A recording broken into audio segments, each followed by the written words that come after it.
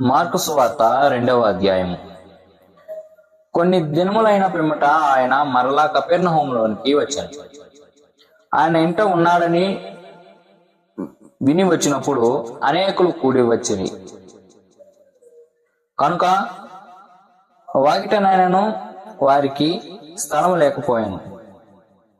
ఆయన వారికి వాక్యం బోధించుండగా కొందరు పక్షవాయువు గల ఒక మనిషిని నలుగురి చేత మోయించుకొని ఆయన యొద్దకు తీసుకొని వచ్చిరి.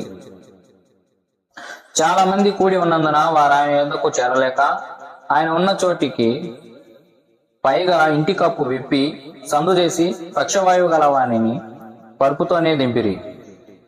యేసు వారి విశ్వాసము చూచి, కుమారుడా, నీ పాపములు క్షమింపబడి ఉన్నవని పక్షవాయువు గల వానితో చెప్పాను.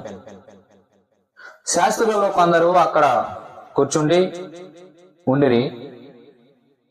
వారు, ఇతడిట్లెందుకు చెప్పుచున్నాడు? దేవదూషణ చేయుచున్నాడు కదా. దేవుడు ఒక్కడే తప్ప పాపమును క్షమింపగలవాడెవడని తమ హృదయంలో ఆలోచన చేసుకునేది. వాడు తమలో తాము ఇలాగున ఆలోచించుకొనుట యేసు వెంటనే తన ఆత్మలో తెలుసుకొని, మీరు ఇలాంటి సంగతులు మీ హృదయంలో ఎందుకు ఆలోచించుకుంటున్నారు? ఈ పక్షవాయువు గల వానితో నీ పాపములు క్షమింపబడి ఉన్నవని చెప్పుట సులభమా? నీవు లేచి పరిపెత్తుకుని నడవమని చెప్పుట సులభమా?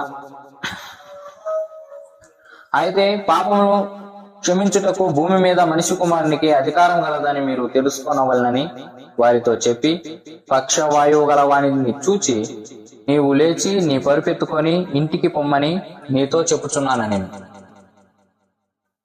తక్షణమే వాడు లేచి పరిపెత్తుకొని వారందరి ఎదుట నడిచిపోయాను. కనుక వారందరూ విభ్రాంతి నొంది, మనం ఇలాంటి కార్యములను ఎన్నడూ చూడలేదని చెప్పుకొనుచు దేవుని మహింపరిచిరి. ఆయన సముద్ర తీరమున మరలా నడిచి పోచుండెను. జనులందరూ ఆయన యుద్ధకు రాగా ఆయన వారికి బోధించెను. ఆయన మార్గమును వెళ్ళుచు సుంకపు మెట్టునొద్ద కూర్చున్న అల్ఫై కుమారుడు లేవిని చూచి, నన్ను వెంబడింపమని అతనితో చెప్పగా అతడు లేచి ఆయనను వెంబడించెను. అతని ఇంట ఆయన భోజనమునకు కూర్చొని ఉండగా సుంకరులను పాపులను అనేకులు యేసుతోనూ ఆయన శిష్యులతోనూ కూర్చొని ఉండిరి. ఇట్టి వారు అనేకులుండిరి. వారు ఆయనను వెంబడించు వారైరి.